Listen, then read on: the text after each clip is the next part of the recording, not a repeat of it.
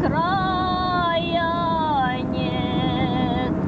Среди снегов белых, среди снегов белых течет моя Волга, а мне 17 лет. Сказала мать, бывает все, сынок, быть может, ты устанешь от дорог, а когда придешь домой в конце пути,